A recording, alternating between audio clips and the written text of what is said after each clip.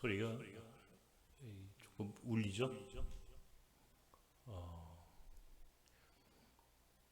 사실 교회도 지금 전부 다 온라인으로 예배를 드리기 때문에 저는 특별한 차이가 없어요.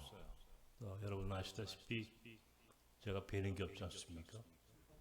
그래서 여러분이 여기 있으나 집에서 온라인으로 예배를 드리나 사실은 여러분은 어떨지 모르지만 저는 사실은 크게 차이가 없습니다. 짧게 하길 원하시겠죠? 그죠? 그렇습니다. 오늘 창세기 12장은 제가 가장 좋아하는 구절이고 또 오늘 이 신앙 사역의 주제가 되는 나그네 또 이주민 바로 그런 주제어에 가장 맞는 본문이라고 생각을 해서 오늘 창세기 12장에 있는 말씀을 선택했습니다. 저는 이제 이주민 목회를 하고 나그네 목회를 하다 보니까 저는 성경이 나그네 이야기다, 이주민의 이야기다라고 저 나름 해석을 합니다. 오늘 창세기 12장에 나오는 아브라함, 우리 흔히 신학에서 역사의 시작이다라고 부르는 이 믿음의 조상이 되었던 아브라함의 이야기에서부터 이주의 이야기가 기록되어 있습니다. 대표적으로 우리가 창세기에 나오는 아주 중요한 인물들, 족장의 이야기만 보더라도 한결같이 그들은 다 이주의 경험을 가지고 있는 분들이에요. 오늘 읽었던 창세기 12장 1절에 있는 아브라함, 너는 너의 고향 친척 아비집을 떠나 내가 네게 지시할 땅, 내가 네게 보여줄 땅으로 가라. 내가 너로 큰 민족을 이루고 너에게 복을 줄 것이니 너는 복이 될 것이다. 너를 축복하는 자에겐 축복할 것이고 너를 저주하는 자에겐 저주하리니 모든 민족이 너로 인하여 복을 얻을 것이다. 성경에서 이 복이라고 하는 말이 가장 많이 나오는 본문이기도 합니다.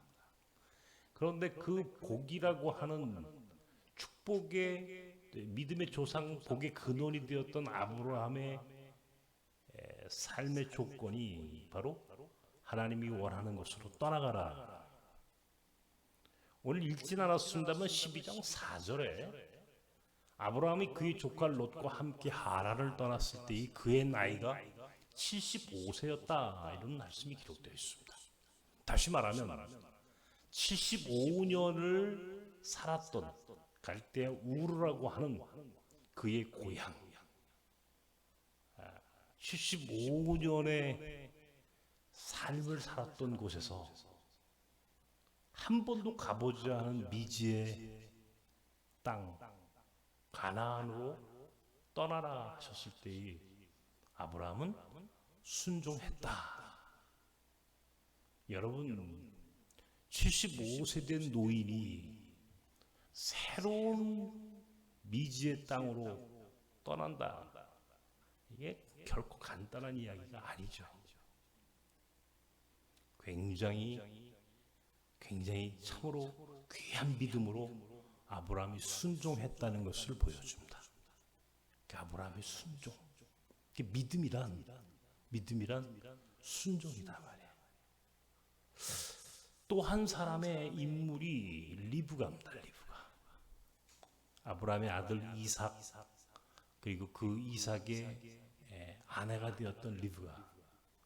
아브라함의 종이었던 엘리에셀이 이삭의 처자를 구하기 위하여 이제 찾아갔을 때에 리브가라고 하는 여인이 한 번도 본 적이 없는 이삭이라고 하는 남자에게로 결혼하기로 결단하는, 그래서 주저함이 없이 이삭의 아내가 되는 이야기입니다.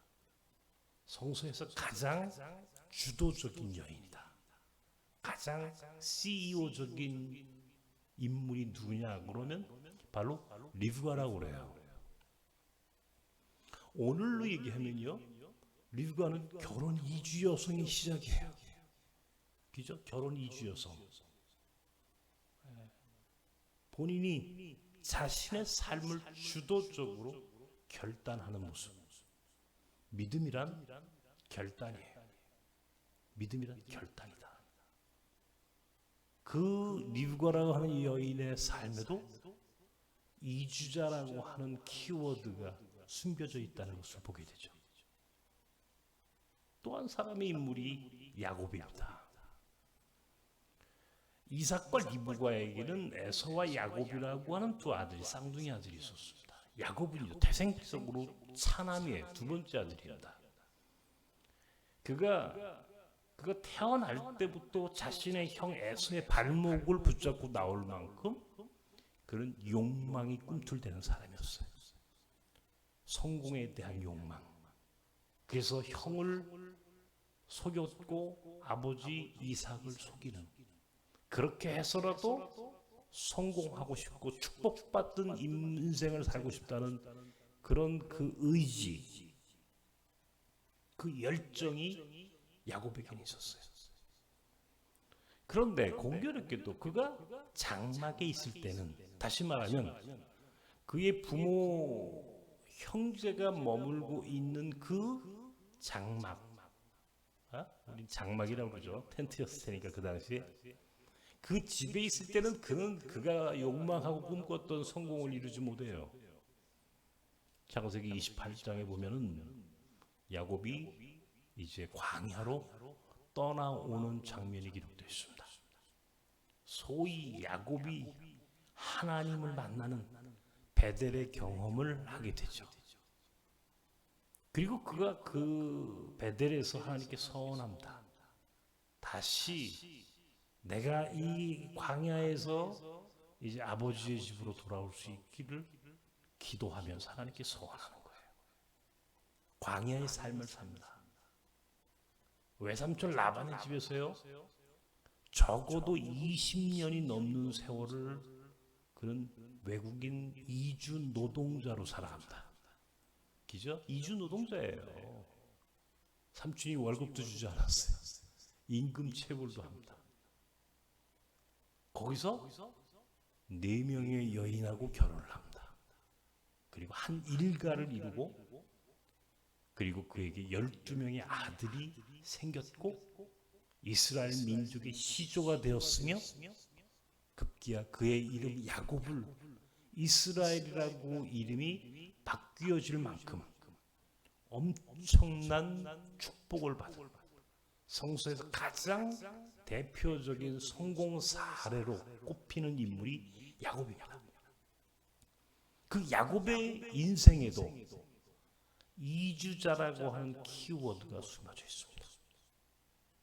장막에서 광야로, 나는 그것을 패러다임의 전환이라고 설명하고 싶어요.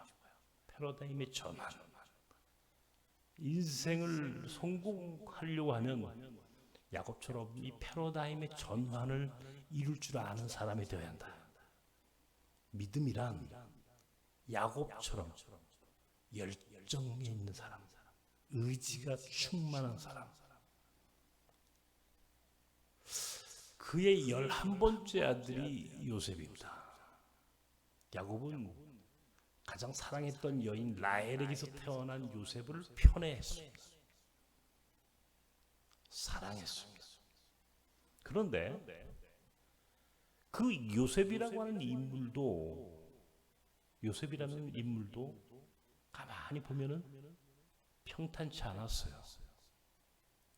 형들에 의해서 미디안 장사꾼에게 팔리게 되고, 애굽의 보디발이라고 하는 장군의 집에서 노예로 종으로 살다가 그 장군의 부인이 유혹하는 것을 거절했다는 이유만으로 감옥살이를 하게 되고, 그리고 급기야 그는 바로의 꿈을 해석하고 애굽의 총리가 됩니다. 그리고 그의 부모와 형제들을 구원하는 소위 구약의 예수 그리스도의 모델이 되는, 구원의 모델이 되었던 인물이 바로 요셉입니다. 바로 그 요셉이라고 하는 사람의 운명에도, 인생에도 이주민이라고, 이주자라고 하는 키워드가 숨겨져 있습니다. 그죠? 아브라함으로부터 리브가, 야곱, 요셉, 그뿐만 아니라 이스라엘 민족의 역사 전체가 사실은 다윗과 솔로몬 시대를 제외하고 온통 다 나그네 삶, 집 떠난 나그네로서 순례자로 살았던 한 민족의 역사가 성경에 그대로 기록되어 있습니다. 예수님도 보면요, 하나님의 나라에서 이 땅으로 이주해 오신 분입니다. 하나님 나라에서 이 땅으로 우리를 구원하기 위하여 이주해 오신 노마드, 유목민이셨어요. 그러니까 성서는 온통 다 이주민, 나그네, 집을 나온 사람들의 이야기였다. 이게 제가 보는 성서의 관점입니다. 제가 오늘 우리 신대원 3학년 여러분, 아마 이 신앙사경회가 여러분이 학교를 다니면서 경험할 수 있는 또 마지막 사경회죠. 제가 사실은 목사가 된 지 34년이 됐어요. 87년도에 신대원을 졸업했으니까 제가 여러분 그 입장을 이제 제가 34년 전에 저의 삶을 반추해 보면서 어떤 생각을 하고 나는 그때 신학교를 다녔나, 신대원 3학년을 어떤 생각을 하고 다녔나. 사실은 저는요, 그런 측면에서 조금 미안하지만 신대원 3학년 때는 고민이 없었어요. 진로에 대한 고민이 없었어요. 왜냐하면 신대원 3학년을 졸업을 하고 일주일 만에 목사가 됐어요. 군종장교, 군목 생활을 이제 하게 되는데 87년도에 군의 군목으로 갔다가 90년도에 이제 1990년 7월 마지막 날 전역을 했어요. 그 당시에 90년도라고 하는 걸 여러분 잘 기억하셔야 합니다. 여러분 가운데 어떤 분은 1990년도에 태어나지도 않은 분들이 있을 수 있겠지만 89년도에 베를린 장벽, 소위 서독의 동독과 서독을 가로막고 있던 베를린 장벽이 무너지고 90년도에 독일 통일이 이루어집니다. 91년도에 소련을 그 중심으로 했던 사회주의 체제가 이제 붕괴가 되는 새로운 질서로 재편하는 어마어마한 역사의 격변기를 저는 제가 전역하는 그 시절에 이제 경험을 했어요. 그러니까 신대원 3학년 때 저는 여러분 상황을 제가 생각해 보면 여러분들이 지금 고민이 많을 때입니다. 사실은 지금 굉장히 어려울 때입니다. 여러분들이 지금 선택하는 것이 어쩌면 여러분 인생의 방향을 결정하는 거예요. 지금 여러분이 어떤 목회자의 길을 선택하느냐, 이것이 여러분의 운명을 결정합니다. 그만큼 중요한 때예요. 나는 90년도에 이제 그런 상황을 맞이했어요. 저를 아는 많은 선후배들이 유 목사는 이제 앞으로 어떤 목회자의 삶을 살 것인가? 라고 하는 물음을 제게 많이 했어요. 그때마다 제가 무엇을 의도한 건 아닌데 제가 고백 아닌 고백, 제 나름의 목회 철학을 갖고 이야기를 했어요. 첫 번째는 나는 최고가 아니라 최초가 되겠다라고 하는 것이 제 목회 철학이에요. 다른 사람이 했던 것은 하지 않는다. 다른 사람이 갔던 길은 가지 않겠다라고 하는 것이 제가 갖고 있던 첫 번째 제 철학이었어요. 두 번째는 80년대에 신학을 공부했고 80년도에 목사가 됐고 그리고 군에서 군목이라고 하는 군종 장교라고 독특한 경험을 했습니다. 80년대는 제게 어마어마한 고민을 가져다 준 시간들이었어요. 장신대에서 신학을 공부한다는 것, 이 분단의 이 대한민국이라 이 한반도에서 목회자로 살아간다는 것, 나는 그것이 내게 어떤 의미가 있는지를 늘 묻고 거기에 대해서 고민을 했습니다. 그리고 이왕 하는 거, 이왕 목회자의 삶을 살려면 약자들과 함께하는 목회를 나가야 되겠다. 소위 사회적 약자라고 하는 예수 그리스도께서 내일 여러분하고 좀 나누고 싶은 말씀이기도 한데 목회하셨던 소위 갈릴리 사람들, 고통받는 소외당한 갈릴리 사람들과 함께하는 목회자의 길을 걷겠다라고 하는 것이 그 당시 제가 갖고 있던 생각이었어요. 그러니까 최고가 아니라 최초가 되겠다. 그리고 약자들과 함께하는 목회자의 삶, 이것이 제가 바라던 목회자의 길이었고 또 그것이 제 철학이었습니다. 근데 막상 90년대 전역을 하니까 아니 세상에 해 아래 새 곳이 어디 있습니까? 전부 누가 다 했어. 이미 다 하고 있거나 그리고 뭘 하려고 그러면 그 약자와 관계없는 일이에요. 그러다 92년도에 아주 뜻하지 않는 부르심 앞에 섰어요. 이주민들, 외국인 노동자, 소위 우리 사회에 들어오는 나그네들을 목회해보지 않겠느냐라고 하는 제안을 받게 되었습니다. 근데 그 제안이 너무너무 제게는 충격적인 제안이었어요. 왜냐하면 그때까지만 하더라도 나는 우리나라에 외국인 이주민들이 있다는 생각을 단 1%도 하지 않았어요. 그만큼 우리나라에는 외국인이 없었어요. 우리가 외국인 하면은 이 한국 전쟁이 끝나고 유엔군, 소위 미군들이 주둔을 합니다. 그죠? 해방 이후부터 이제 들어오기 시작을 했지만은 미군들이 주둔하게 되고 미군들이 주둔하던 그걸 기지촌이라고 했는데 이 기지촌을 중심으로 했던 거는 이중 문화 가정이라고 해요.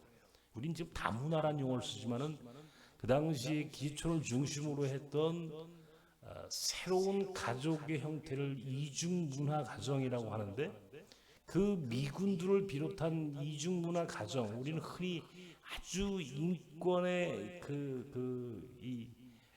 언어로서 인권적 측면에서 굉장히 부적절했던 혼혈이라고 하는 말을 써가면서 굉장히 배타적인 민족주의, 단일 민족주의에 우리는 경도되어 있는 민족입니다. 그런데 우리나라에 외국인 이주민이 들어온다고요? 그 이야기를 듣는 순간 나그네. 우리가 오늘 제가 창세기 12장부터 리브가, 야곱, 요셉, 여러분 그리고요 잘 보세요. 예수님의 족보에 예를 들어서 라합과 루시라고 하는 두 여인의 이야기를 가만히 보십시오. 라합은 여리고성의 기생입니다. 이주민이에요. 그죠? 다문화 가정이에요. 룻 모압 여인입니다. 유대인이 아니에요. 근데 룻기는요, 유대인이 아닌 그것도 과부요 이주민이었던 룻이라고 하는 한 여인의 삶의 이야기를 성경 66권 안에 포함을 시키는 파격적인 기록이 바로 유대인의 책에 남아있는, 바로 라합과 룻 같은 여인들이 예수님의 족보 마태복음 1장에 버젓이 기록되어 있다는 것을 여러분 아십니까? 이야, 갑자기 내 마음속에 이 사람들의 이야기들이 막 떠오르기 시작하는 거예요. 나그네. 그런데 아무도 이 목회를 한 사람이 없어. 대한민국에 이주민 나그네들을 대상으로 하는 목회자가 없다. 제가 최고가 아니라 최초가 되겠다고 했잖아요. 아무도 가보지 않은 길, 거기에 딱 부합하는 거야. 거기다 나그네야. 과부와 고아와 나그네. 하나님이 율법을 주셨으면서도 그 율법 안에 유대인들을 위하여 주셨던 그 율법 안에 이 나그네들에 대한 특별한 보살핌이, 배려의 마음이 기록되어 있다는 걸 여러분 아십니까? 출애굽기 22장 21절에 보면은 너는 이방 나그네를 학대하지 마라. 너도 애굽 땅에서 나그네 되었었음이니라. 애굽 땅에서 430년 동안 종살이하며 노예 생활을 했던 히브리 민족의 역사는 나그네 역사였다는 거예요. 그러므로 너는 나그네 된 자들을 학대하거나 그들을 함부로 대하지 말라고 하는 것이 그 배타적인 민족주의자 유대 민족에게 주셨던 율법 안에 기록되어 있다는 것은 이건 굉장한 의미를 담보하고 있는 내용입니다. 그러니까 이건 약자의 이야기야. 하나님의 스토리가 얼마든지 스며들 수 있는, 하나님은 말이죠, 이 과부와 고아와 나그네 같은 사람들을 통하여 하나님의 역사를 기록해 오셨어요. 결코 강자들에 의해서 성서가 기록된 게 아닙니다. 성서의 이야기는요, 약자들이 어떻게 강자를 이겼는지, 다윗이 어떻게 골리앗을 이겼는지를 기록해 놓은 책들이에요. 그죠? 둘째 아들이 어떻게 큰 아들을 뛰어넘는가라고 하는 것을 기록해 놓은 책이에요. 가인과 아벨도, 아벨이 이스마엘과 이삭이 둘째 아들이에요. 에서와 야곱이 차자예요. 요셉은 11번째 아들입니다. 다윗과 골리앗의 이야기는요, 작은 자가 큰 자를 이겼다는 것을 얘기해요. 성경은 한결같이 이스라엘 민족의 역사는 우리는 작지만 하나님이 우리와 함께 하시면 하나님은 우리를 그 강자에게서 이기게 하신다라고 하는 굉장히 중요한 스토리를 기록해 놓은 책입니다. 그러니까 하나님은 역사를 운영하시되 그 운영의 주체가 되는 사람들을 뽑으실 때 과부와 고아와 나그네 같은 사람들을 통하여 하나님의 이 구원의 역사를 이루어 가신다. 이게 끊임없이 성경에 반복되는 하나님의 구원사의 특징이에요. 그렇게 보니까 이거야말로 내게 운명같이 찾아온 기회야. 문제는 과연 이 기회, 이 운명과 같이 마주했던 이 이주민들과 함께하는 나그네를 섬기고 선교하는 이 사역에 내가 할 수 있을 만큼의 용기가 있느냐? 아브라함에게서 찾을 수 있는 그 믿음이 순종이라고 한다면 나는 그 아브라함처럼 순종할 수 있는 믿음이 있느냐? 리브가처럼 결단할 수 있는 믿음이 있느냐? 야곱처럼 내가 의지적으로 열정적으로 살아낼 만한 믿음이 있느냐? 요셉처럼 꿈꾸던 요셉이 그 험한 나그네 삶을 살면서도 하나님이 끝까지 자신의 삶 속에서 역사하실 것이라고 하는 믿음을 지키고 기다릴 수 있는 인내하는 믿음이 있겠느냐? 성경은요,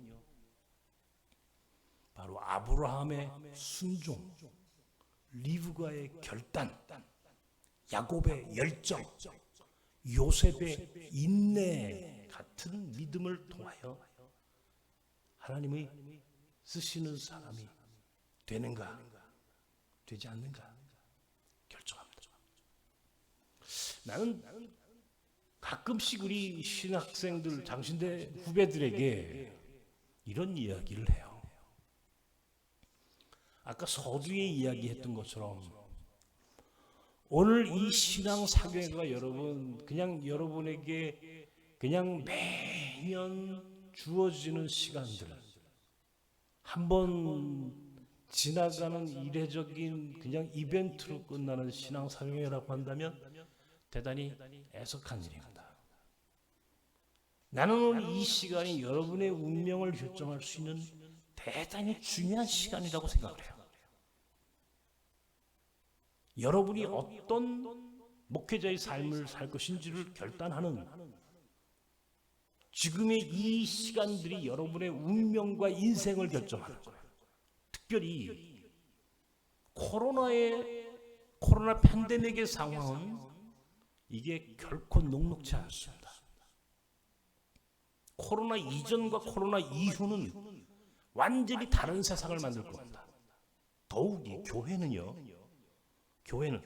코로나 이전의 교회와 코로나 이후의 교회는 전혀 다른 교회, 전혀 다른 목회적 상황을 만들어낼 것입니다.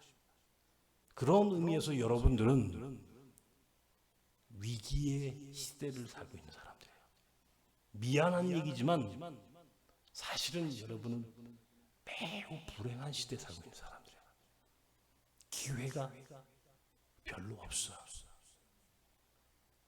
여러분에게 여러분이 원했던 목회자의 삶을 살기에는 이 코로나 팬데믹의 상황이 여러분에게 그런 목회자의 삶을 허락하지 않게 되어 있다.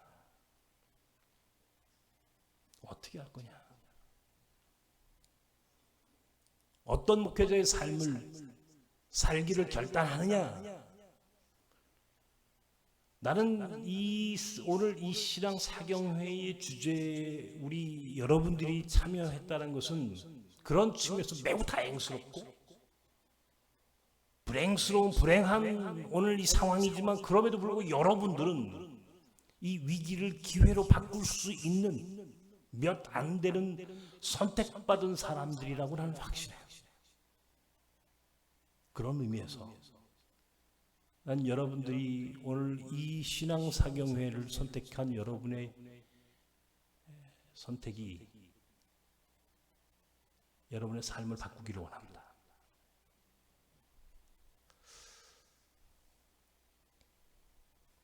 애굽은요 430년 동안 이스라엘 민족에게 노예 생활을 강요하지만 그럼 먹을 건 준다. 밥은 먹고 살게 했다. 광야는요 자유가 있고 해방이 있는 공간이지만 그 공간은 고통스러운 공간입니다.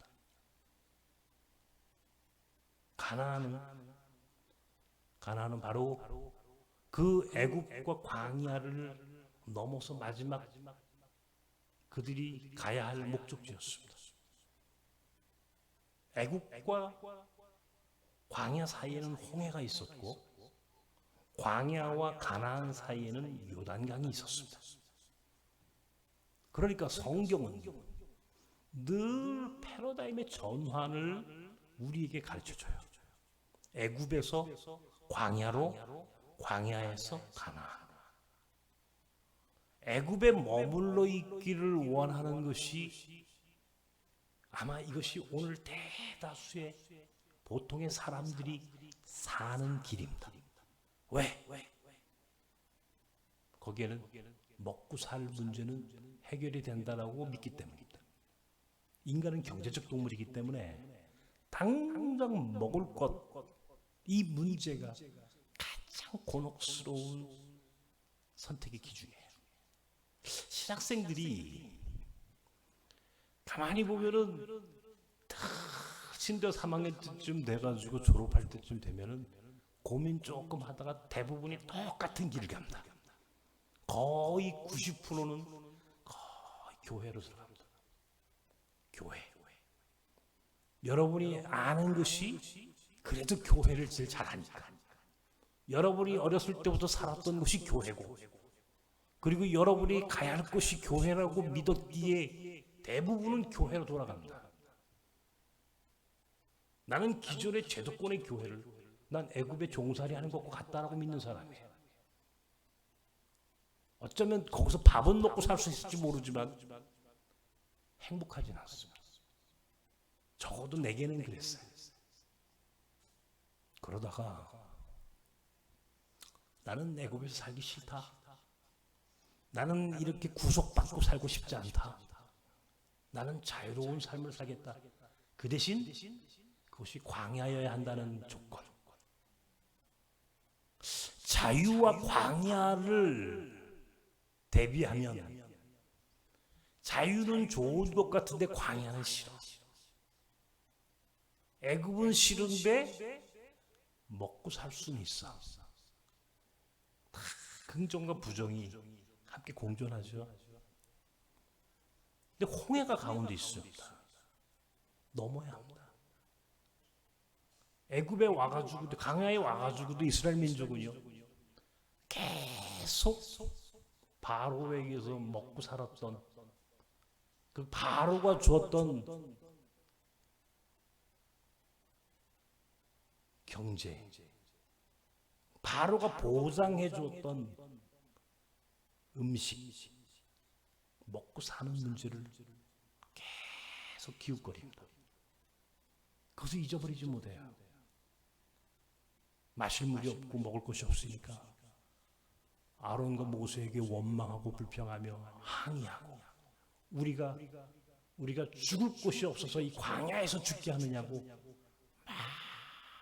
항의하고, 그래서 그들은 다시 애굽으로 돌아가기로 원했습니다. 바로 이것이 에릭 프롬이 얘기했던 자유로부터의 도피라고 하는 개념이에요. 인간은 자유를 소망하지만 그 자유는 우리에게 매우 두렵고 고통스러운 것을 요구하기 때문에 인간은 자유를 피하고 자유로부터 도피하게 하는 그런 심리를 가지고 있다. 이 자유로부터 도피, 일관되게 얘기하는 겁니다.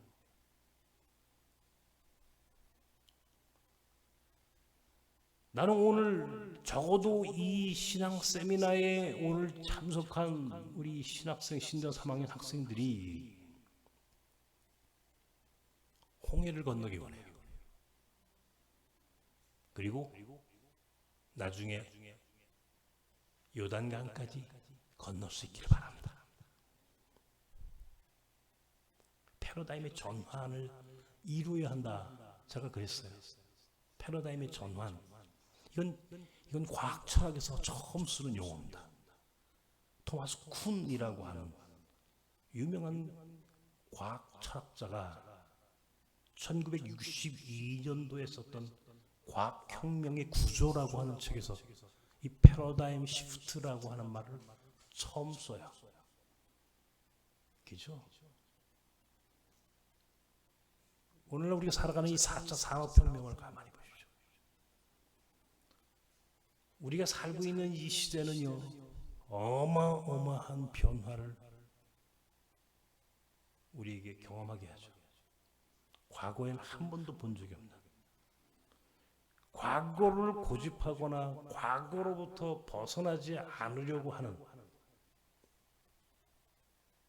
패러다임의 전환을 이루지 않으려고 하는 기업은 망한다. 이게 패러다임의 전환이에요. 변화의 속도를 따라가지 못한다. 결국은 충돌이 일어난다는 겁니다. 이것이 바로 엘빈 토플러가 얘기했던 속도의 충돌이라고 하는 개념이에요.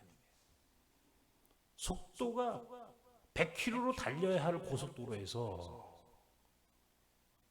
누군가는 100km를 달리는데 어떤 누군가는 5km로 달리는 거예요. 달리지 않아. 속도를 내지 않아. 그러니까 뒤에 와서 들이받는 거예요. 이게 바로 속도의 충돌이에요. 그런데 불행하게도 가장 변하지 않으려고 하는 집단이 누구냐? 교회. 가장 변화를 싫어하는 사람이 누구냐? 목회자야. 그런 측면에서는 신학생들도 예외가 없어요. 나는 오늘 여러분들이 앞으로 살아가야 할 21세기형 교회와 목회자의 삶을 상상한다면 여러분들은 이 변화, 이 엄청난 변화의 시대를 여러분들이 적응하고 결단하고 순종하는. 그래서 아브라함이 75년 동안 살았던, 75년 동안 그 자기의 삶에 익숙해졌던,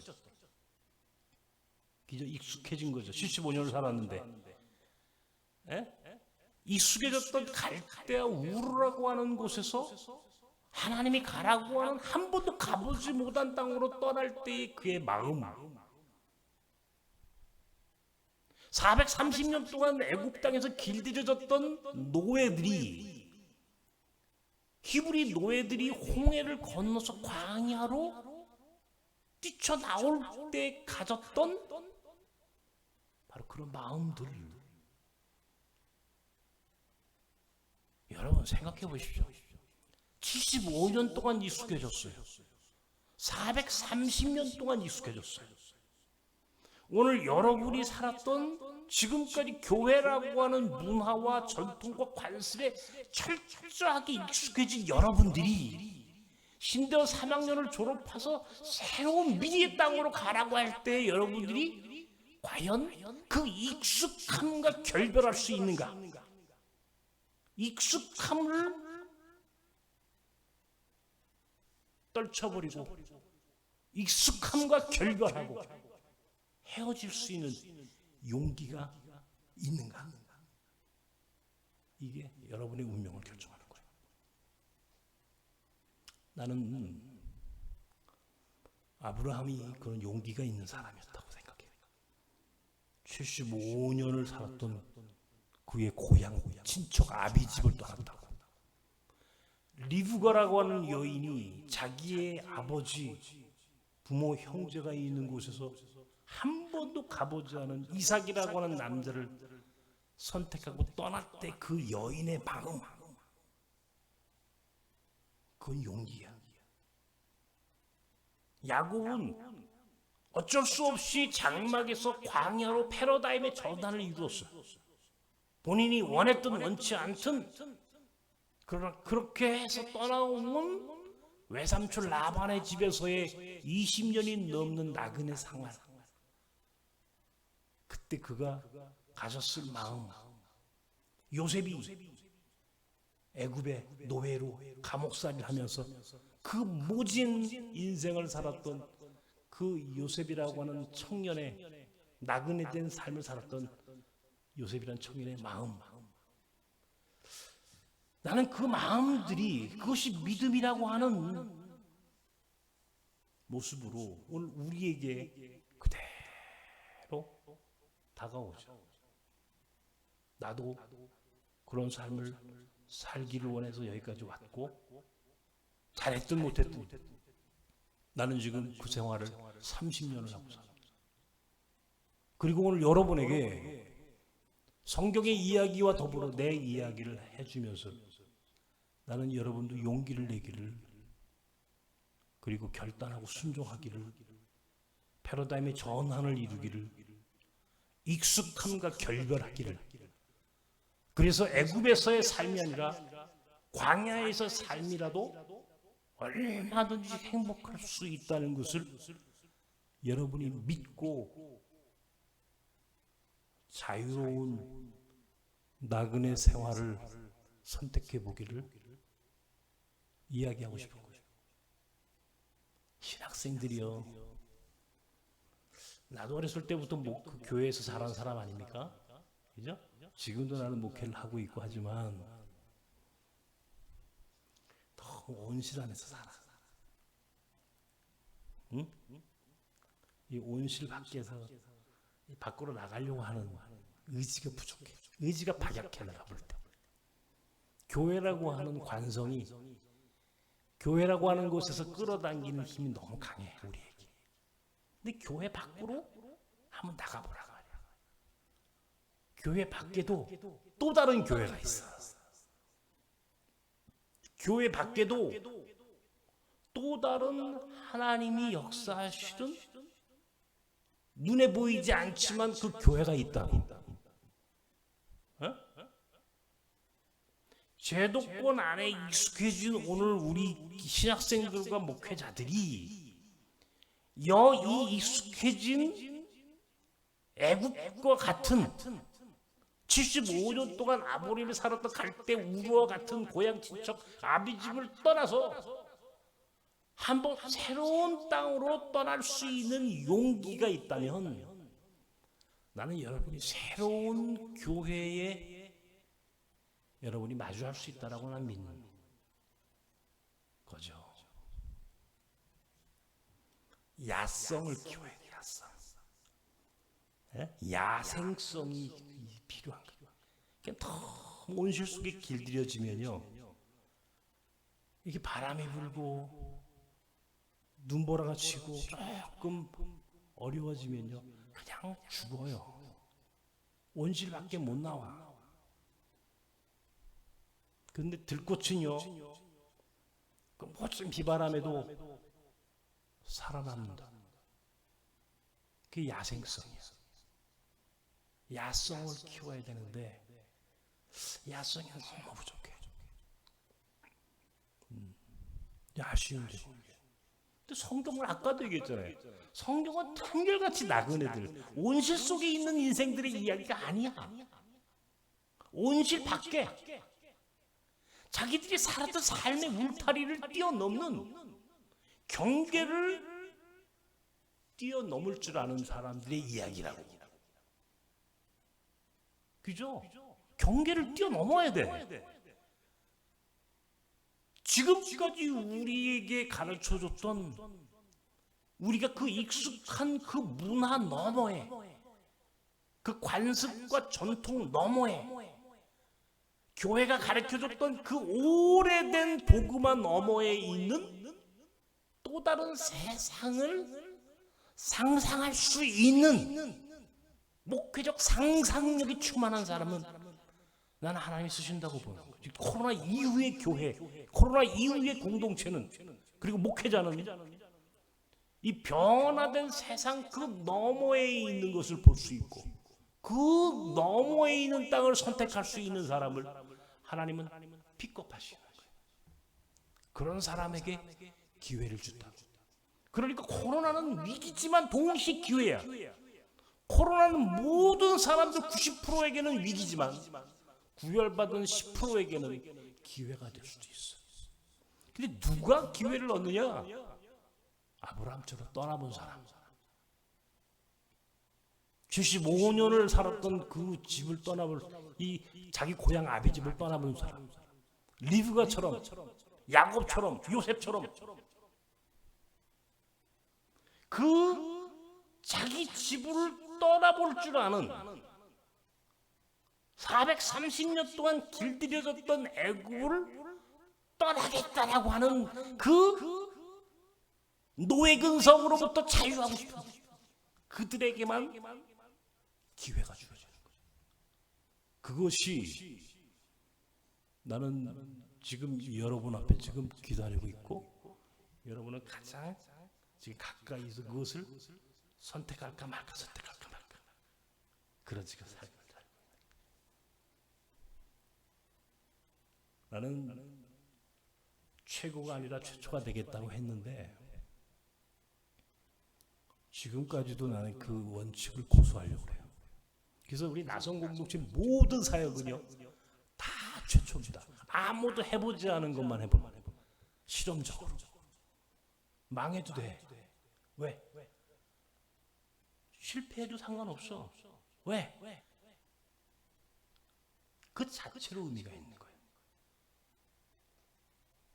얼마든지 실패가 용인되는, 얼마든지 망해도 다시 일어날 수 있는 길이 있는 것. 나는 그런 삶을 살았어. 그래서 나는 행복한 사람이야. 나는 늘 망해도 좋다라고 하는 생각을 갖고 살았어. 망해도 된다. 실패해도 괜찮아. 도전해본 것만으로도 의미 있어. 이게 내 철학이야. 이 나성 공동체라고 하는 공동체는요, 그냥 덩그러니 건물 하나 있는 것 같지만 이 안에 있는 모든 사역 하나하나는요 최초입니다. 최초. 남이 한 번도 해보지 않은 것만 해봤어요. 재밌더라고. 비록 내 눈이 보이지 않고 온갖 질병에 고통받는 인생을 살지만 그럼에도 불구하고 내 마음과 내 영혼은 자유롭고, 그래서 나는 행복한 사람이라고 난 스스로 자부하고 살아요. 난 여러분에게 오늘 이 세상에는 수많은 목회자들이 있지만, 수많은 교회가 있지만, 수많은 길이 있겠지만, 그래도 이왕이면 다른 사람이 가지 않은 길을 가. 다른 사람이 가지 않으려고 하는 길을 선택해라. 왜? 그것이 광야의 길이고 고통스럽고 힘든 것 같지만, 근데 재미있는 것은요, 광야에 하나님이 계셔요. 애굽에는 바로가 있어. 광야에 하나님이 계셔.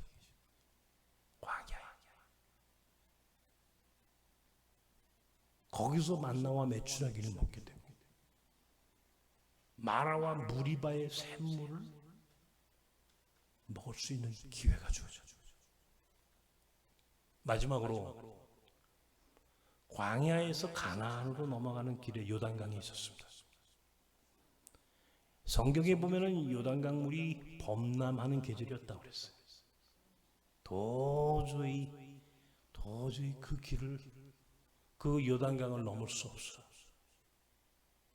그런데 하나님은 여호수아와 그 백성에게 이렇게 명령하셨어요. 제사장들로 법궤를 매게 하셨고 그들로 하여금 강물로 뛰어들어라. 머리로 계산하지 말라는 거예요. 마음이 시키지 않으면 몸이 먼저 움직이는 것이 좋아. 우리의 머리는 계산하려고 해요. 과연 이것이 위험한 것인지, 여기에 뛰어들면 내가 죽을 수 있는지, 내가 얼마나 위기에 처하고 얼마나 고통스러울지를 미리 계산해. 근데 성경은 계산하지 말라고. 계산하지 마라. 하나님을 믿는 사람들이 가져야 할 태도 중에 하나가 계산하지 마라. 머리로 계산하지 말고 몸으로 뛰어들어라. 용기는요, 머리로 계산해서도 주어지는 게 아닙니다. 용기는 몸으로 결단하는 거예요. 몸으로. 그래서 성서는 머리로 쓰여진 이야기가 아니라 몸으로 쓰여진 이야기야. 몸으로. 그래서 나는 몸신학이라고 그래요. 몸으로 살아야 돼. 머리로 사는 것이 아니라 몸으로 선택할 수 있는 그 사람들에게 기적이 일어나는 거야. 뛰어들었더니 요단강물이 갈라지더라. 기적은 머리로 계산한 자들에 의해서 이루어지는 경험이 아니야. 기적은 몸으로 살아간 사람들에게 주어지는 은총이야. 나는 여러분이 자꾸 머리로 계산하는 여기에 너무 익숙해졌어요.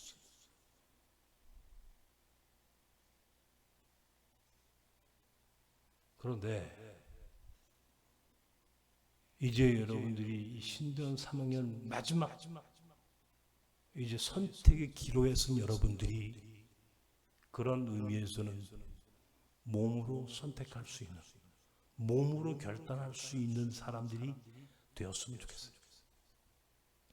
아브라함이 75세 된 노인이 머리로 계산했었으면 그가 갈대아 우르를 떠났겠습니까? 생각해 보십시오.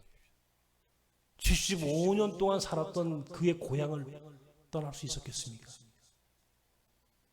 리브가가 자기 부모, 자기 가족이 있는 곳을 떠날 때 그가 머리로 계산했겠습니까?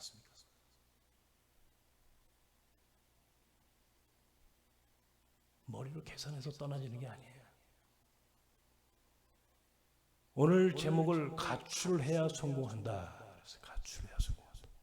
성경은 집 나온 사람들의 이야기입니다. 여기서 집이란 물리적인 집, 눈에 보이는 집이기도 하지만 눈에 보이지 않는 관념이야. 눈에 보이지 않는 우리들의 생각이야. 우리들이 가지고 있던 의식구조야. 우리가 지금까지 살아온 삶의 문화야. 사람들은 딱 선을 걸었습니다. 특별히 신학생들은 선을 걸어. 절대 요 선을 넘지 말라고 가르쳐. 신학교에서도 이 선을 넘지 마. 요 선을 넘으면 큰일 나. 신학교에서 동성애 얘기하고, 신학교에서 세속적인 거 말하고, 신학교에서 어쩌고 저쩌고 하면서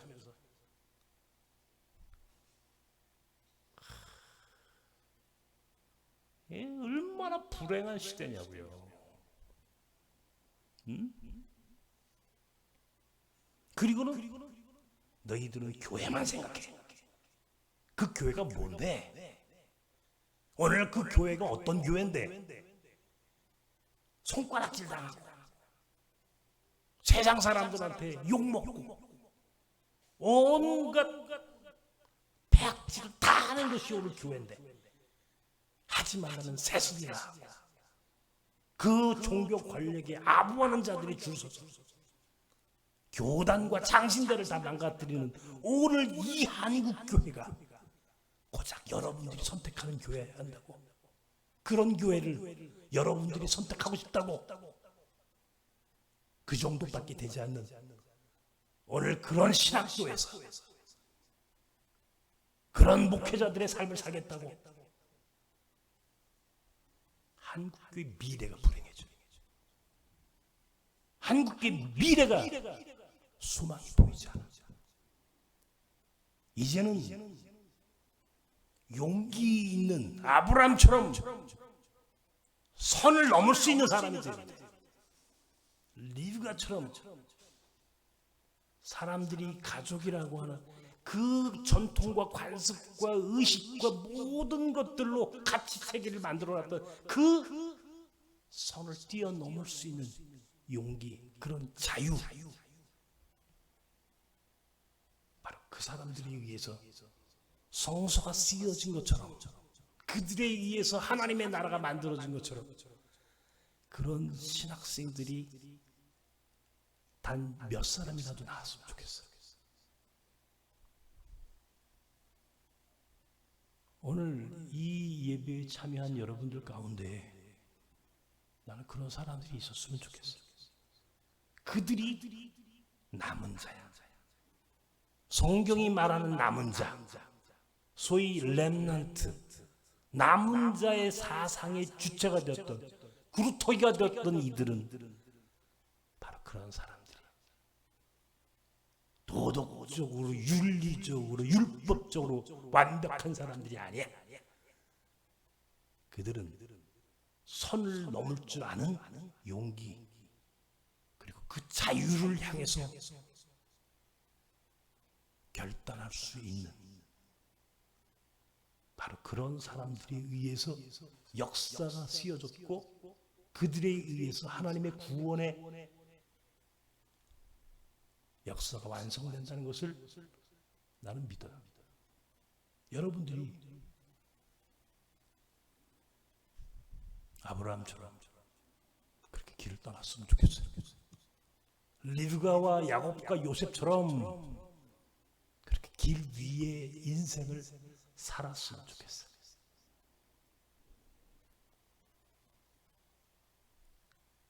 그런 인생으로 사는 것도 나쁘지 않아. 내가 조금 살아보니까, 내가 뭐 꼰대니까 그런 얘기 하는지 모르지만 즐거워. 행복하다. 그걸 즐길 줄만 알면 괜찮은 길이다. 괜찮은 길이다. 여러분과 길 위에서 만나길 바랍니다. 성 안에서 만나고 싶지 않아. 길 위에서 여러분과 만났으면 좋겠어요. 그래서 길 위에 동역자들이 되기를 주님의 이름으로 축원합니다. 기도합시다. 살아계신 하나님, 오늘 아브라함처럼 리브가와 야곱과 요셉처럼 성 안에 머물러 있는 인생들이 아니라 길 위로 올라오는, 길 위의 삶을 선택할 줄 아는 자들이 되게 하여 주옵소서. 그래서 이 마지막 때에, 특별히 코로나 팬데믹의 이 엄청난 위기 속에서 마지막 남은 희망이 바로 우리들에게 있음을 자각하게 하시고, 그래서 그 길을 결단하고 순종할 수 있는 그런 아브라함처럼, 리브가와 그 위대했던 신앙의 선배들처럼 오늘 이 예배에 참여하는 자들에게 그런 순종하는 믿음, 결단하는 믿음이 있게 하시고, 애굽에 머물러 있기를 그 노예의 근성에 길들여져 살기를 거부할 수 있는 용기 있는 자유로운 영혼들이 될 수 있도록 주님이 도와주시옵소서.